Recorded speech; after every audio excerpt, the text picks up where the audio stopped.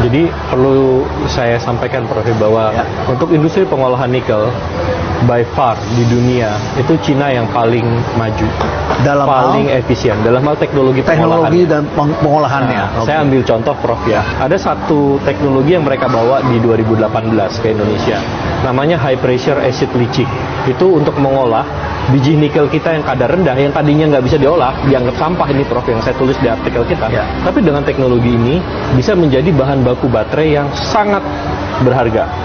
Ya, dari sesuatu yang sampah menjadi sangat berharga, dan ternyata kita bisa memperoleh kobalt juga di situ. Oh, ada kobalt di situ. Kobalt. Jadi sekarang kita produsen kobalt kedua terbesar di dunia, Prof. Berarti untuk bikin baterai kita sudah lebih lengkap sekarang. Lebih lengkap, jauh lebih lengkap. Kobaltnya sudah ada, bisa dibuat. Iya. Nah, jadi teknologi ini, Prof, pernah dibangun oleh salah satu perusahaan barat, ya, di New Caledonia.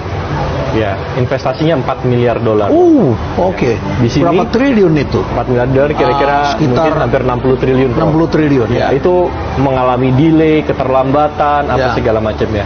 Di Indonesia, Prof, investasi mereka untuk kira-kira kapasitas yang sama ya, itu hanya sekitar 1,1 miliar dolar. Jadi ini seperberapanya ini? 25%. Iya. Sebenarnya 25%. Iya. Jadi memang teknologi mereka maju. Jadi even ya ketika saya bicara dengan counterpart saya di Eropa, di Amerika, saya sampaikan, dan mereka juga mengakui bahwa untuk teknologi ini Tiongkok paling maju. Memang Tiongkok. Korea, Taiwan, untuk teknologi smelting ini belum. Jepang, belum. Amerika, belum. Prancis, belum. Jadi memang China yang leading di situ. Jadi bahkan ada satu investasi Jerman dan Perancis ya di Indonesia, di Halmahera, menggunakan teknologinya dari Tiongkok juga. Oke, jadi saya kira ya wajar kalau itu yang masuk itu. Nah, jadi memang mereka mengembangkan teknologi ini. Tapi kan Prof, kalau kita lihat sekarang yang masuk itu bukan lagi Tiongkok aja. Bukan hanya Tiongkok. Ada India, terus kemudian ada Taiwan gitu ya. Pada sektor apa? India, smelting juga. Smelting juga. Iya, mereka juga kerjasama dengan Tiongkok gitu kan. Oh, mereka kerjasama dengan Tiongkok. Terus kemudian ada dari Prancis, ada dari Jerman gitu. Jadi ini yang mungkin ya karena di amplifying apa segala macam. Tapi kita lihat enggak kok, kalau dilihat dari datanya sekarang udah mulai variasi gitu. Karena selama ini juga ada konflik dengan buruh dari Cina, dari Tiongkok, itu yang terjadi. Ya memang gini, soal tenaga kerja tadi juga termasuk kita bahas, Prof. Misalnya saya sampaikan gini, saya juga contohkan, misalnya saya Prof pengusaha Indonesia, saya investasi 3 miliar dolar di Kongo gitu ya Prof ya, 3 miliar. Tapi kan saya tentu akan bawa dong beberapa orang-orang yang saya percaya untuk melaksanakan investasi saya. Dan at some point mungkin ya saya nggak cocok nih Prof sama masakan Kongo gitu kan. Ya saya bawalah koki dari Indonesia untuk masak orang-orang saya supaya betah tinggal di sana gitu kan. Kayak orang-orang Indonesia naik haji, yang mereka cari makanan Indonesia. Iya. Nah, kan itu menurut saya itu suatu yang wajar. Terus kemudian kalau kemudian investasi saya di Kongo bisa menciptakan puluhan ribu tenaga kerja, saya misalnya hanya bawa 1.000, 2.000, 3.000, kan itu sesuatu yang normal dan itu buat negara juga menguntungkan. Dan pasti lebih banyak dari lokal karena lebih murah di sana.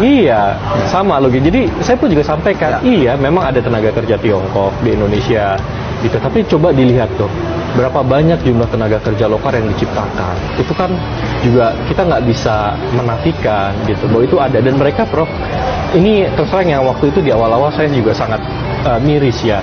Saya ke WDAB Prof ya. Di mana? Di WDAB di Halmahera Tengah. Halmahera Tengah. Itu ada satu kawasan industri di sana. Ya, mereka cerita ke saya mereka harus merekrut orang-orang lulusan SMP, lulusan SMA, saking di daerah itu nggak ada tenaga kerja lagi. Tapi mereka rekrut, mereka training, yang lain-lain gitu ya. Walaupun dibutuhkannya sarjana atau D3, tapi mereka ambil lulusan SMA. Karena memang nggak ada pilihan lagi. Dibutuhkan tenaga kerja besar gitu ya. Lalu saya masuk ke ruang kontrol room smelter nih, Prof ya. Di situ isinya semuanya tenaga kerja perempuan. Setiap 4 atau 5 orang itu ada satu supervisor yang tenaga kerja dari Tiongkok yang mengajarkan ini gimana cara mengoperasikan smelter ini, memantau apa ininya, indikator-indikatornya, Prof. Yang menarik Prof, ketika saya tanya para pekerja dari tenaga kerja lokal ini, katanya lulusan dari mana? Pariwisata, kebidanan, Prof, administrasi. Jadi memang bukan engineer, tapi ya tidak match sebetulnya. Nggak match, tapi tetap mereka dilatih.